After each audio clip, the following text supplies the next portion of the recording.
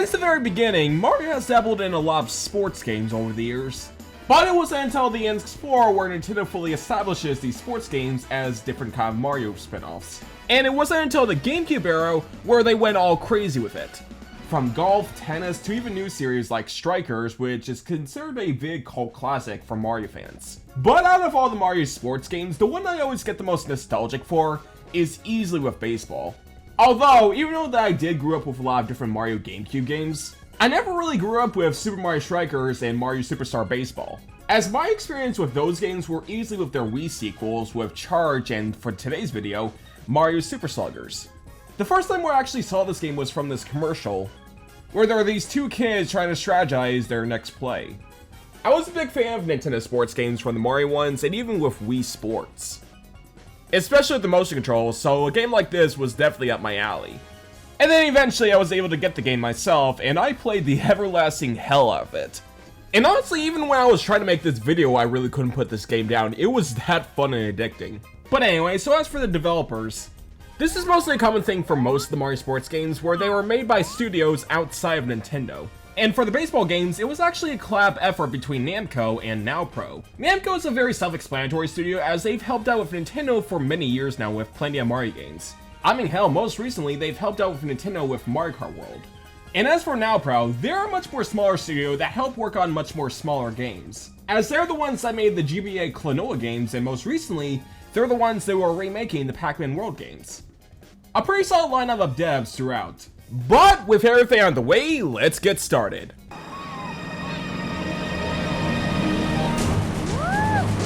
Alrighty, so as tradition for most of the Mario sports games, we have an opening cutscene. And man, out of all the Mario sports openings out there, this is easily one of my favorites. It may not tell a very funny story compared to like the GameCube Mario sports games with Wario and Waluigi bouncing around, but I really adore the energetic, upbeat vibe that is playing baseball. I especially love this scene where the crew's Wii remotes turn into baseball equipment. And man, that ending sequence when Luigi's on the field trying to catch the ball before DK knocks him off the field.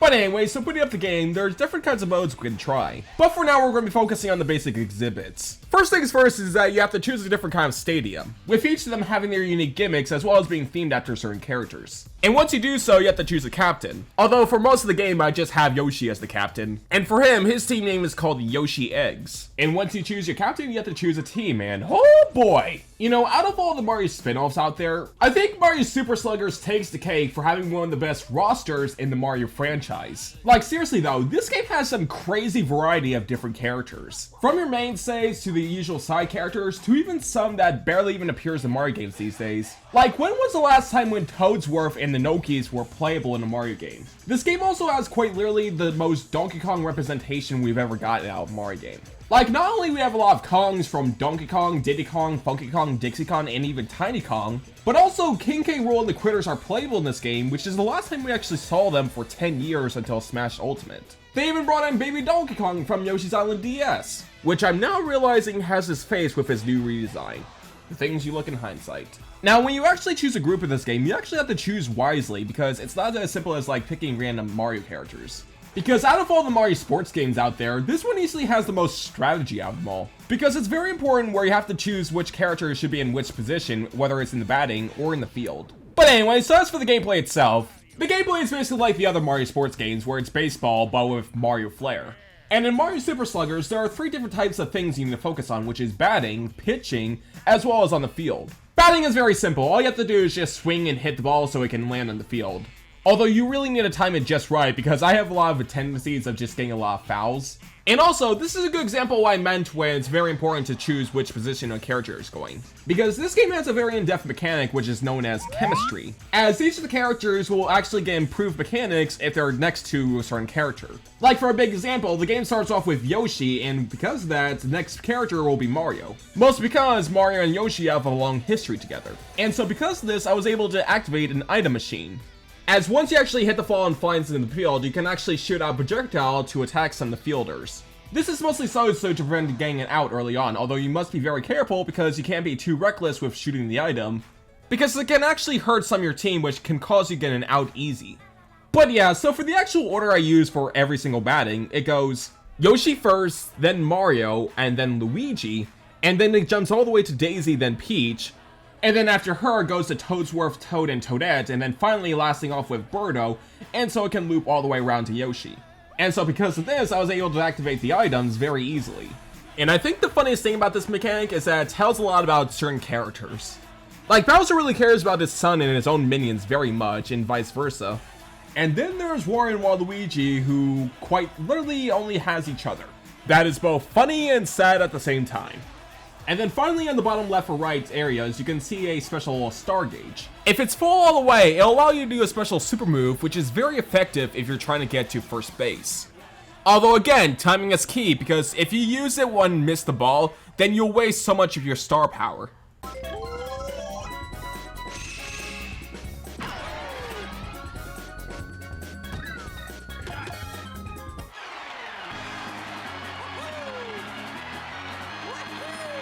That feels good. And then there's the feel part of this game, and honestly, between the two, this is easily the more challenging one of them all. And the one where you really need to strategize on who will be on the field. And you really need to key in on the chemistry on some of these characters. Like in the far back, I mostly have Mario in the middle, while Luigi and Yoshi take left and right. And as for pitching, well, I mainly use Peach because she and Daisy have the best stats for it. And as for other things, well, certain characters will actually have certain abilities on the field. Like Yoshi being able to use his tongue to catch the ball a lot easier, or Donkey Kong who can climb on walls to catch the ball from getting a home run. Or you can do a special tag team with some of your allies. And between the two, having chemistry on the fields is way more significant, as not only there's good chemistry you need to worry about, but also there is bad chemistry.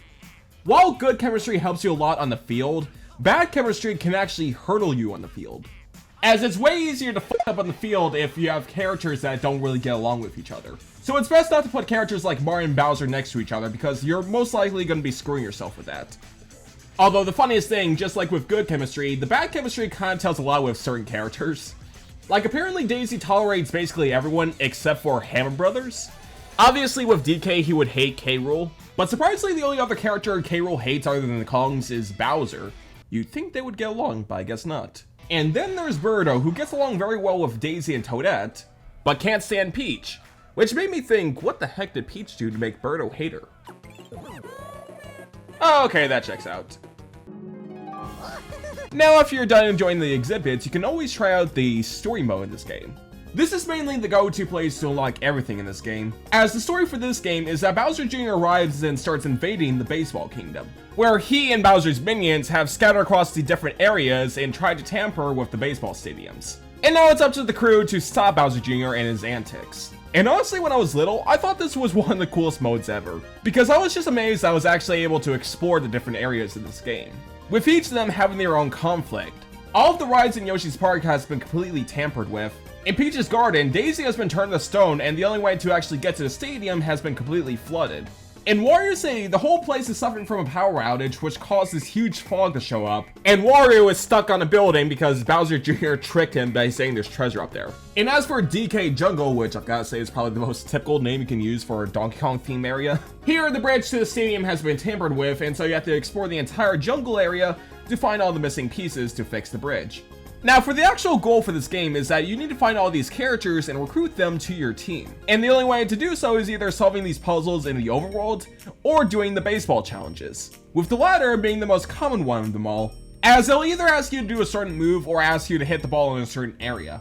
Admittedly, I did kind of struggle with some of these areas, but eventually I was able to get them all. I think my favorite area to explore is probably Yoshi Park or Wario City, mostly because of that sexy jazz. There's even a nifty shop where you can purchase stuff, which is how you unlock different stadiums. The two being Daisy Cruiser and Luigi's Mansion, and I've gotta say, when I was little, I mostly played on Luigi's Mansion one. Now once you're able to pick up your dream team, this is when you can actually face off with Bowser Jr., as he has his very own stadium, which is his playroom. And unlike the other challenges, this is actually a full-on baseball game you have to play. And after you beat Bowser Jr., this is when you can actually unlock night mode in this game, which not only gives some of these stadiums a different field, but also some of the hazards has been slightly adjusted for it. And honestly, between the two, I honestly prefer playing the game at night, as the night mode of these areas gives them off a different kind of vibe compared to the day ones. This is also a cool opportunity to try out the different mini games, which are basically nifty twists on some of the aspects of baseball. I think my favorite ones are either Piranha Panic, where you need to aim the ball into the piranha plant's mouth,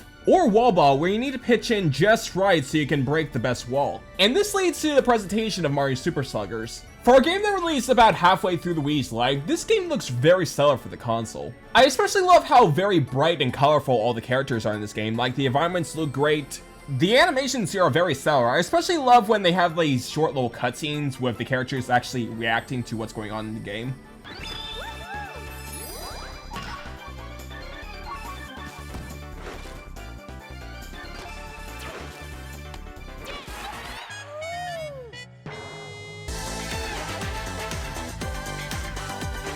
I love how a lot of stadiums have a lot of influence of past Mario games. Like Yoshi's Park is fully influenced by Yoshi's Story. I love how the main lead motif of Peach Gardens is the one from Mario 64, and I like how the music in Bowser's Castle is a remix of New Super Mario Bros. And I will say, out of all the Mario sports games out there, I would argue that this is probably one of the most meatiest games in the series. With the only thing I wish they could have done is added a few more stadiums, but nonetheless, there is just so much stuff you can do in this game. And so to wrap things up, it's time to finish off with story mode in this game. Because as soon as you unlock night mode, this is when the final challenge pursues, as Bowser Jr.'s whole castle sinks into the waters, and then Risen's is Bowser's castle. And man, between the two, Bowser is a lot more aggressive compared to Bowser Jr., but it's a very fun and satisfying challenge to fight Bowser once and for all. And when it's all said and done, the day is saved as Bowser has lost the baseball game. And the way Bowser reacted to this is very funny because he basically acts like a sore loser, where he just goes and says stuff like, "Oh god, it wasn't fair, the sun was in my eyes," even though it was at night. But despite all the mischief that they cause, Mario and Peach still invites Bowser to celebrate with them for baseball. Although funniest thing is that Bowser clearly didn't see this coming because he just really couldn't figure out how to process it, but decides to accept their offer because Bowser Jr. wants to hang out. And I really gotta say, I really love the final cutscene of this game. Seeing everyone enjoy the food on the table while Bowser and Bowser Jr. is just shy is just very funny to see. And while this is happening, Mario and Donkey Kong are lighting up fireworks with these bombs, only for Wario and Waluigi to arrive to have a little prank on Mario, as they pull out a bullet bill and shove it into a launcher where it then flies out to Mario, only for Bowser to show up where he deflects the bullet bill as it aims towards Wario and Waluigi.